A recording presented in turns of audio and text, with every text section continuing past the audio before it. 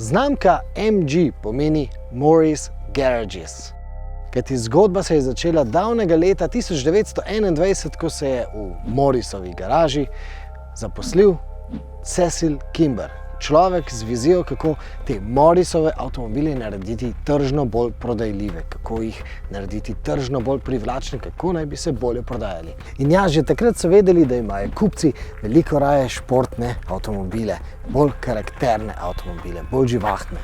V manj kot desetletju je znamka MG nato postala bistveno večja od podjetja, ki je omogočilo zagon, ampak v nadaljnjih desetletjih pa je znamka MG šla skozi številna zelo turbulentna leta. British Motor Corporation, British Leyland, Rover, MG Rover, Austin in celo BMW. Vsi so si je lastili, ampak v resnici noben novi šef ni v resnici vedel, v katero smer bi moral znamko MG zapeljati, da bi mu prinašala dobiček. Vsi so namreč želeli reproducirati avto, s katerim je MG postal velik. Torej roadster, mali, športen, dinamični avto brez trephe, tip avtomobila, ki ga je definiral prav MG. Ampak kot kaže danes, je znamko MG očitno moral kupiti outsider. Nekdo, ki je bil povsem neobremenjen s tem, kaj je MG včasih pomenil. Se pravi, MG-ja ni več, naj živi MG.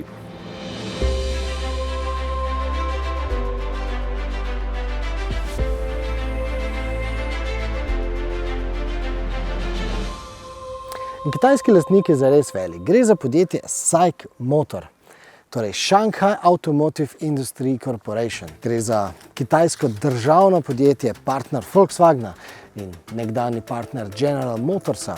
Skratka, gre za podjetje, ki lahko v MG vlaga kupe denarja. To je družba, ki letno proizvede skoraj 4 milijone avtomobilov, v lastnem portfoliju ima več v Sloveniji povsem nepoznanih znamk.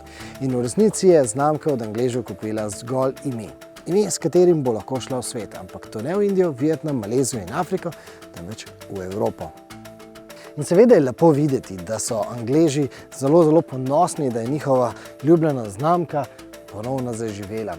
Ampak roko na srce, novi MG z Veliko Britanijo nima prav veliko skupnega. In če drugega ne, vsi ti avtomobili v Evropo prihajajo iz Nizozemske. Tam je tudi njihov center za tukajšnje trgovske operacije. Ampak posvetimo se končno avtomobilu. Seveda ne roadsterju, ampak SUV-ju. Družinskemu SUV-ju, električnemu SUV-ju. Seveda bomo na tem avtomobilu videli tudi kakšno linijo, ki smo jo videli že na kakšnem drugem evropskem, morda japonskem avtomobilu, ampak v resnici avto je privlačen, za njim se obračajo glave, pa čeprav gre v resnici za avtomobil, ki ga kupujemo s pametjo, ne pa s čustvi. Prostoren prtljažnik, prostorna zadnja klop, na kateri imamo tudi odrasli dovolj prostora, udobna prednja sedeža, prostorna odlagališča, no to je tisto, kar pri MG-ju zares veliko šteje.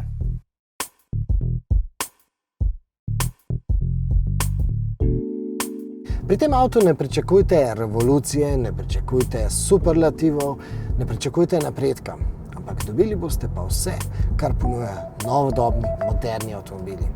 Seveda to pomeni tudi asistenčne sisteme. Avto recimo tudi sam zavira, tudi sam speljuje, kar vam bo recimo zelo godilo v jutranjih zastojih. Avto tudi aktivno in kar dokaj učinkovito ohranja na voznem pasu, zaznava tudi prečni promet. Povprečna pa je tudi njegova povprečna poraba goriva. To pomeni okoli 16 kWh za 100 km. V našem primeru je to vendarle pomenilo, da nam obljubljenega dosega 263 km po VLTP meritvi ni uspelo doseči prav nikoli.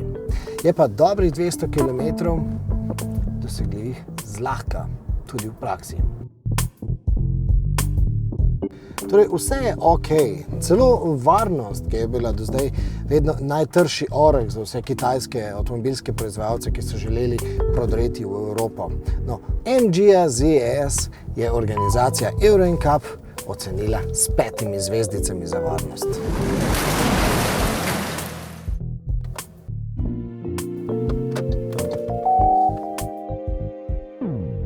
In potem se pripeljemo do cene. Pri tem seveda ne smemo pozabiti, da ima avto usnjeno oblazinjenje, pa da ima tudi sončno streho, ampak načeloma velja, da je avto primerljivo drag kot podobni, primerljivo veliki SUV-ji tega velikostnega razreda, ki so opremljeni z bencinskim, dizelskim motorjem, z avtomatskim menjalnikom, nekateri med njimi ponujajo tudi že 4-kolesni pogon. A ne električni. Od teh je MG ZS cenejši za okoli 5, morda celo 10 tisoč evrov in poudarek je na cenejši. Pri tem seveda ne želimo izpostaviti, da bi šlo za nizkocenovni avto, kajti konec koncev govorimo o avtomobilu, ki stane okoli 28 tisoč evrov, se pravi absolutno gledano kar precejšnja vsota za slovenske plače. Ampak tisto, kar pa hočemo poudariti, je, da ta avto vendarle ponuja nekaj tistih, kako bi temu reklo, kitajskih posebnosti. Namreč nastavljene klimatske naprave, na primer, je nekaj, kar se voznik dejansko mora privaditi. In zaslon na sredinski konzoli je eden najmanj odzivnih, kar smo jih kdajkoli preizkusili.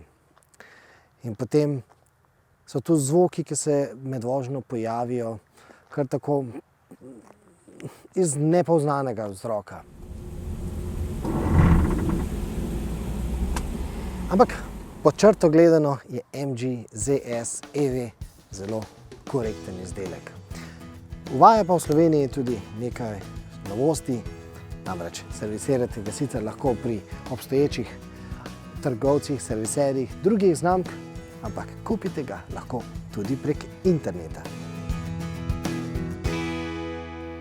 In na internetu, na našem YouTube kanalu, lahko izveste tudi, kako takšnega MG ZS tudi napolnite. Bodite doma na domači polnilni postaji ali pa na javni infrastrukturi. In če se še niste, je zdaj pravi trenutek, da se naročite na naš kanal, zato da vas bomo lahko redno obveščali, kaj je novega v svetu mobilnosti.